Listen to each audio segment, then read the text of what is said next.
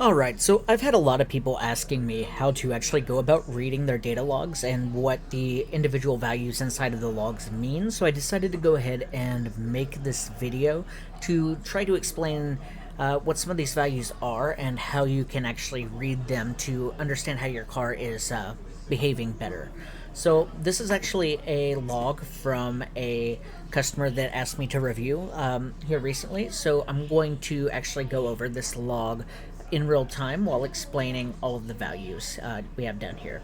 So first off is RPM. RPM, very basic, right? How quickly the motor's turning.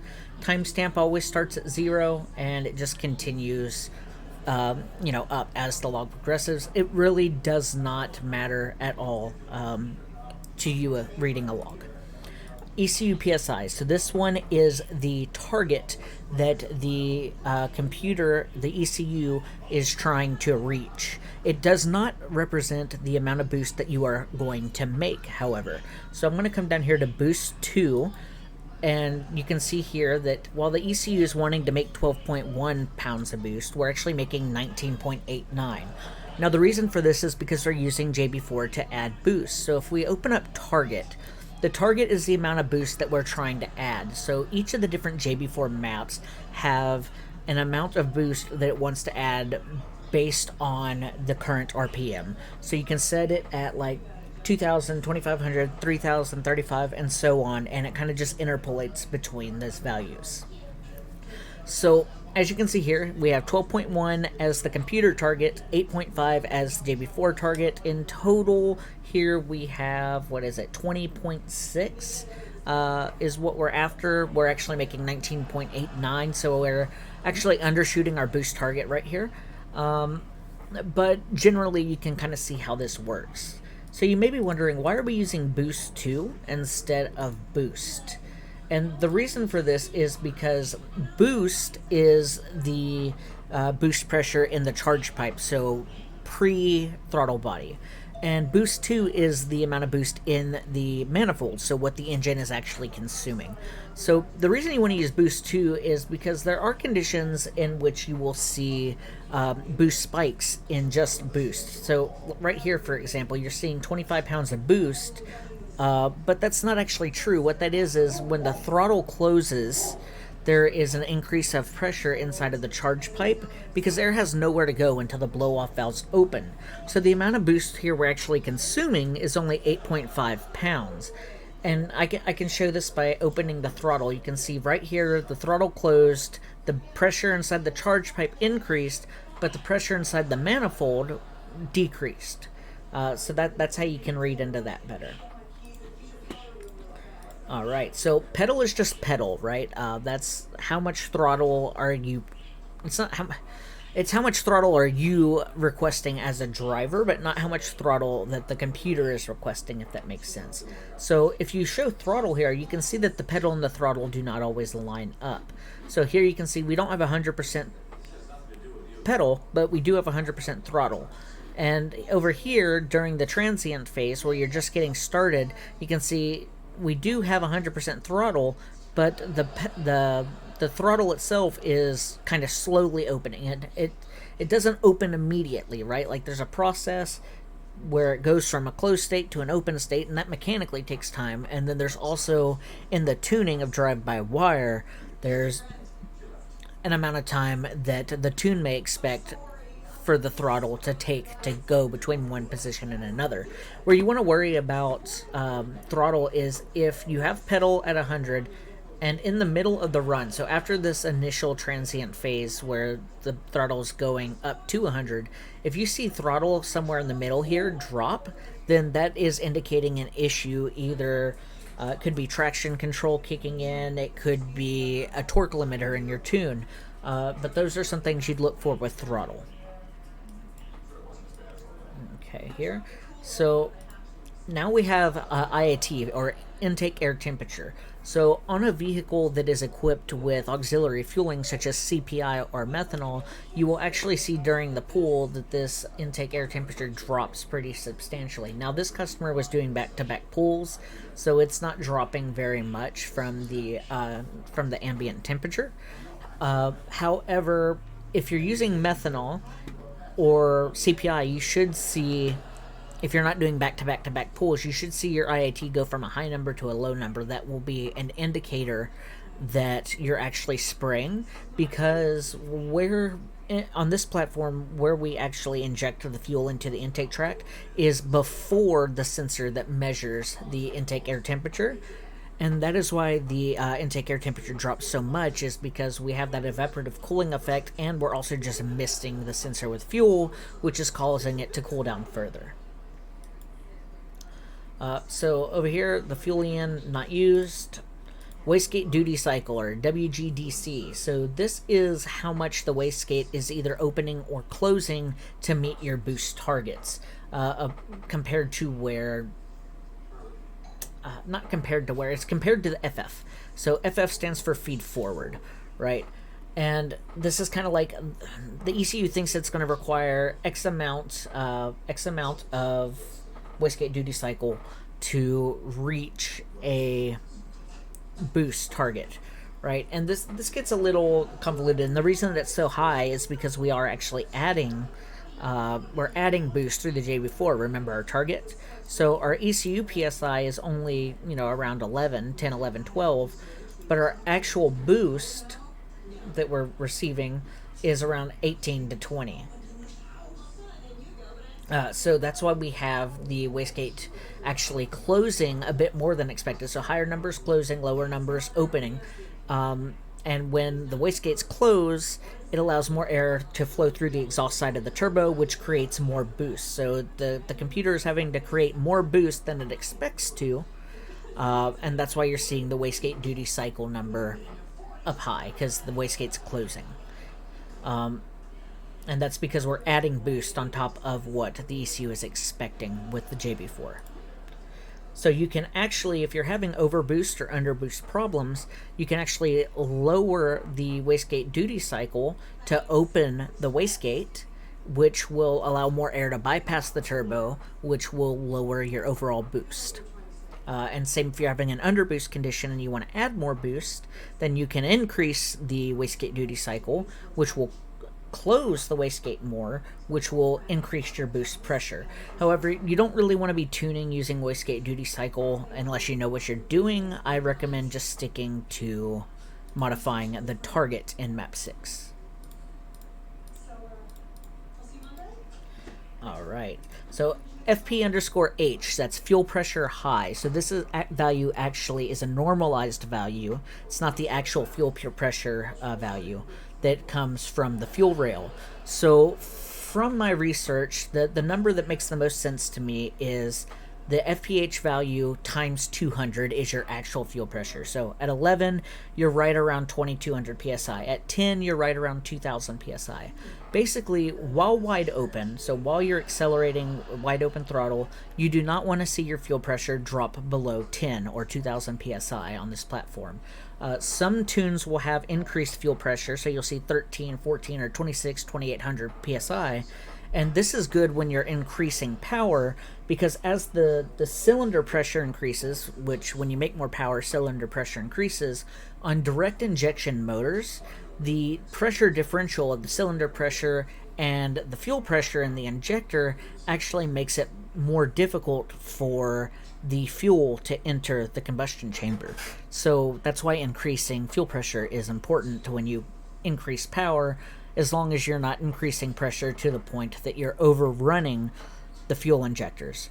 The pressure differential, when it closes up, it causes the fuel injector basically to inject less fuel for its given duty cycle, if that makes sense, because it's fighting against the pressure in the combustion chamber. But as long as, while wide open, you're 10 or higher, you're pretty much golden. Alright, so ignition. This is where things get a little interesting. So ignition 1 is different on this platform from ignition 2, 3, 4, 5, 6.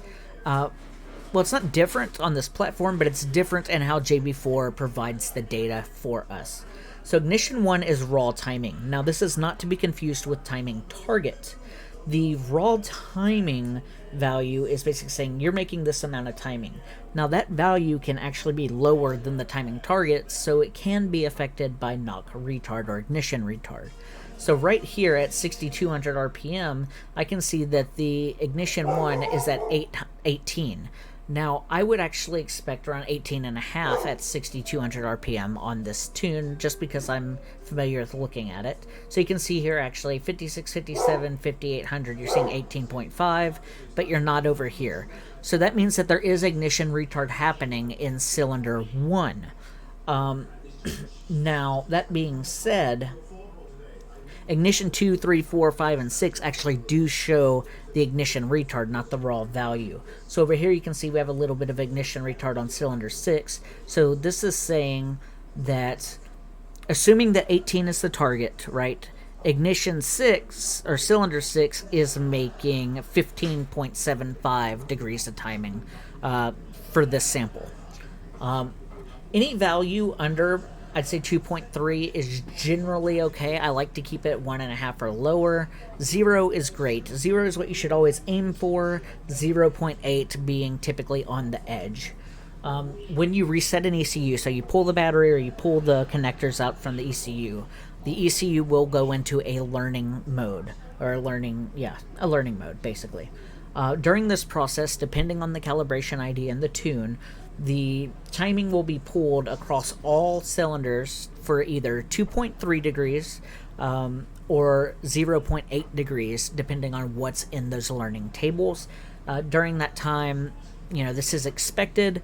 Don't worry too much about it. So let's talk about what actually causes ignition retard. So ignition retard can happen if the ECU algorithms determine that it is at risk of knock, or if it has observed knock and it adjusted in retaliation of that, or as a result of that, rather. So in this case right here, it's likely that the knock sensor picked something up on cylinder 6, so it's pulling timing here until the ECU can comfortably determine that it's no longer at risk.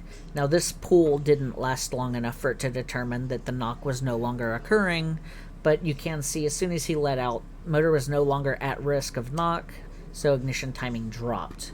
I wish this pull went on a little longer so I can show you typically what would happen after a knock event is, say this started at 3, it would go and drop to 2.3 to 1.5 to 0.8 to nothing, and that's the ECU saying, okay, we're safe here, let's increase a little more. Okay, we're safe, let's increase a little more.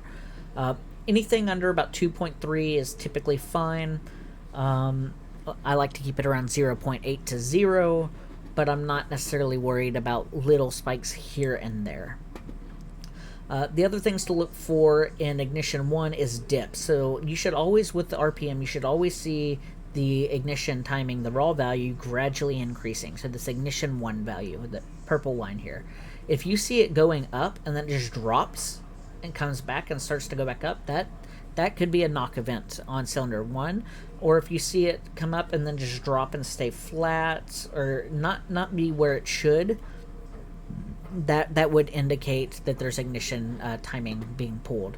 Now, there is a difference between ignition timing being pulled due to ignition retard for knock purposes, knock prevention purposes, and it happening during shifts. So you can see right here during the shift, ignition dropped all the way down to 0. Now, in this case, it probably actually dropped to negative 15, but JB4 doesn't read negative values for ignition. So OEM ECU actually, I believe, drops to negative 15 degrees on shift, but depending on your tune, you may see 6 degrees, 9 degrees, or 12 degrees if you have the shift timing increased.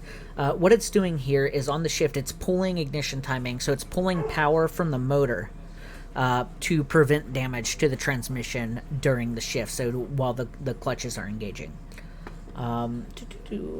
Anything else here so this right here, this could be potentially a knock event or ignition retard right here on cylinder 1. You see how it goes 12, 8, 14? That is not a normal curve, but this is right during the transient phase. So it's likely retard due to increased air-fuel ratio. So I'll show that real quick. So you can see here it's actually quite lean during this transient period of just getting into boost. And on this tune specifically, I'll get into that in just a second. So let's close off ignition timing because we don't need that anymore actually. Average ignition you're never going to look at on this platform. Calc torque you're never going to look at on this platform. Trims, so there's trims and trims 2. That's bank 1 and bank 2 trims. So bank 1 is, if you're staring at the front of the car, it's the left side of the car. Bank 2 is the right side of the car. And basically, this is the air-fuel ratio, this is the amount of fuel needed to be added or removed based on the ECU's programmed expected values for what is required to reach the AFR target. So in this case, 29, JB4 does something interesting. 25 is actually 0. So in this case, when you're looking at a JB4 log, 29 is 29 minus 25, so 4. So it's positive 4, so it's a 4% increase. So right here we're showing that we needed to add 4% more fuel, so we increased the injector duty cycle by 4% to reach the air-fuel ratio target that is in the ECU. So in this case, if I show the AFR now, yeah, see, this is what I'm about to talk about. That's a kind of a problem area in this vehicle. So over here, we have 12.6 AFR and 22 trims. So that's negative 3. So to reach 12.6 AFR, it's actually pulling out 3% of time that injector is staying on, if that makes sense. So basically, there's more fuel than the ECU is expecting in the system, so it's pulling fuel out. Trims are designed to add and remove fuel to reach targets. While you do want to try to stay close to a 0% trim, or 25 in the case of JB4, it is not a requirement. I always see people saying, oh, your trims are too low, oh, your trims are too high, but they're well within safe parameters. As long as your trims, I'd say, I like to use 12 on the low end and 45 on the high end of trims. If you're staying within that range, you're pretty much good to go as far as trims. So let's pull these trims out here. Oh, another thing while we're talking about trims, if you are, there's a few things that can affect trims. I'm going to turn AFR while talking about this. Ethanol content. Ethanol content will raise, if you increase your ethanol content, you will raise your trims because it requires more ethanol per parts of air to make the same amount of power.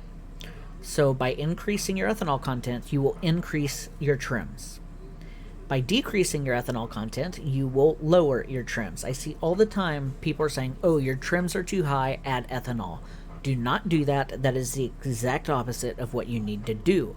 Now, if you have auxiliary fuel, you have methanol, or you have CPI, then you can make modifications to the duty cycle, the injector duty cycle, or the pump duty cycle to influence your trims as well. So by increasing pump or injector duty cycle, you will lower the trims because you're adding additional fuel into the system that the ECU, that the injectors don't have to add, right? So if you're adding more fuel through the intake, then the injectors don't have to add that fuel because it's already there, so they're able to pull back on the amount of fuel that they're adding.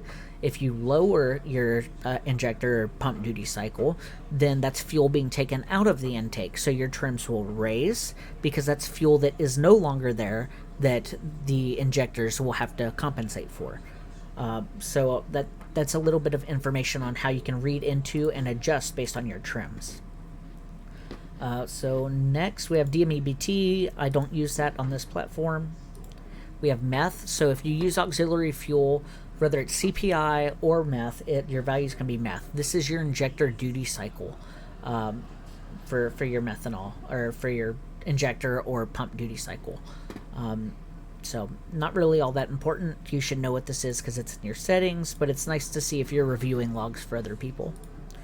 FP_low is low pressure fuel pump, or not low pressure fuel pump, but low pressure fuel pressure.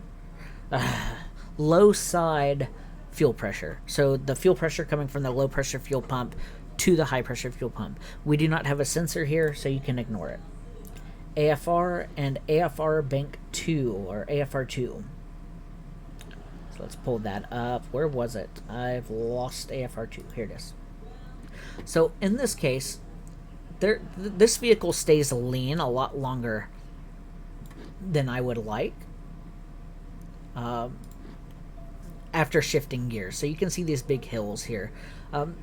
Because of the tuning in these vehicles, you're going to see a difference during shifts where it does lean out a little bit. But this one takes a bit longer than I'd like to recover, and I've already reported this to the customer, and hopefully, you know, the tuner that they're working with adjusts that for them. But typically for AFR, you want to see value on this platform between 11.8 and 12.8. The higher the number, the more lean. So that means the more heat, and it's a catch-22 because the more lean, the more power. But also the more lean, the more heat, and the more heat, the less power. So it's a balancing act, and so it's not really something that people just reading their logs need to know. But as long as you're between 12.8 and 11.8 while wide open throttle, you're pretty much good. And these little spikes are normal, but your hill should recover quicker than these do. Another time that you'll see AFR spike is when throttle closes. In this case, it's not closing here because throttle's not closing mid-pull. But if you're mid-pull and your throttle closes, you're going to see a spike in your AFR where your AFR will jump up to like 25. That is normal, so don't worry about that. Okay, so turn off AFR. Gear is pretty self-explanatory. That's what gear the car's in. I feel like I already talked about feed forward and wastegate duty cycle, but just in case I didn't, I'll go over it quickly. Feed forward is kind of like the amount of air that we're wanting to feed forward. Roughly, it's the rough target from the turbocharger by modulating the wastegate. So wastegate duty cycle, the higher the number, the more closed the wastegate is. The lower the number, the more open it is. So you can actually make boost adjustments. If you're over boosting, you can lower your wastegate duty cycle, which will open your wastegate more, which will lower your boost and your chances of overboost. If you're under boosting, the same thing. You can increase your wastegate duty cycle. That will close your wastegate more and increase boost. I do not recommend making changes to wastegate duty cycle or FF. Unless you know what you're doing, reach out to someone who does. Please make all of your boost changes through your target in map 6. Load is something you're not going to be using as someone just reviewing logs, so don't worry about that. Same with clock. Map is just what map you're in. And then we've already went over ignition, so oil temp. Oil temp is always going to say 0 on this platform in JB4. Some of the vehicles are equipped with an oil temp sensor. You can see it in the dash, but it will read 0 on JB4. It is what it is. It's useless. Water temp. If you start to see this climb over 221 for any extended period of time, then it's time to start looking into your cooling system. You may have air in the system or failing thermostat. These vehicles do run quite warm, and while wide open, you will see your thermostat typically open at around 221, and on some models it will open at 216. Trans temperature, if you start to see your trans temperature get over 215, it's probably an indicator that you need a transmission cooler. You typically want to see your transmission temperatures while at operating temperature in the 160 to 195 range is the best, but anything under 215 is okay. But under 200 is better. Over 215, bad. If you do have your trans temp up over 215 for any extended period of time, you should change your transmission fluid. E85. So this one's interesting.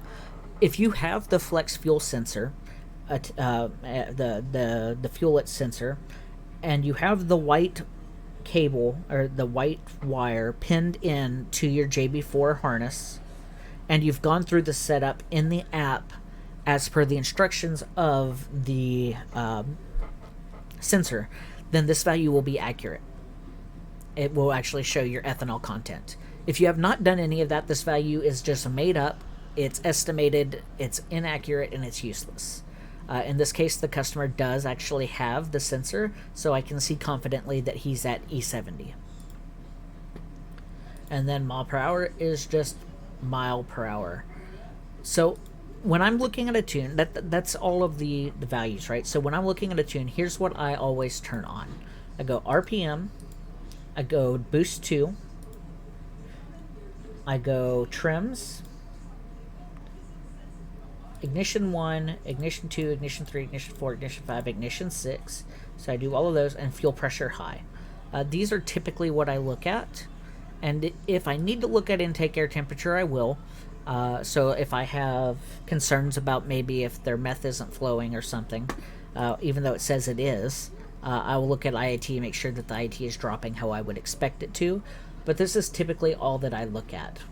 And all I want to do is make sure that my boost is relatively where I want it to be, which you do not want the boost on the stock turbocharger to exceed 24 pounds, as that's where problems start to happen. But as you increase in the RPM range, the efficiency of the turbos goes down. So if you try to maintain higher boost, the higher RPM you get, the more heat it generates, the higher your chance of knock, the less power it makes. It's just bad all the way around. So that's why typically you will see boost decrease over time as RPM increases with the stock turbos. You should see the ignition timing going up with the RPM. So the ignition timing and RPM, you should always kind of roughly see the same shape. And then fuel pressure, you always just want to make sure, like I said, that it's 10 or higher during the pull. And then, as I said, with ignition timing, typically 2.3 and low is okay. I don't like 2.3. I'd prefer 1.5 and down, but 0 to 0.8 is right on the money. You've nailed it. Is there anything else diagnostics-wise that may help? Oh yeah, looking at trims and AFR2. This is important. AFR, AFR2, trims, and trims 2. If you see deviation between your trims and trims 2, or AFR and AFR2, a constant deviation, not this minor deviation, but like a larger deviation, like a couple of points or a couple of percent, and it's consistent throughout your pool. This can indicate either a failing O2 sensor or an injector going bad. There is another much less likely scenario, which is where if you have auxiliary fuel, you may have fuel pulling up, so more fuel is entering one or more cylinders than the other. However, 9 times out of 10, it's your O2 sensor's going bad, or you have an injector that's going bad. And which bank is the one that's going bad is a guessing game most of the time, unless you have clear indicator or sporadic data on one rather than the other. I think that's all for diagnostics. Yeah, yep. I'm just thinking. Yeah. All right, I'm gonna call it here. If there's anything I didn't cover, if you have any questions, just let me know.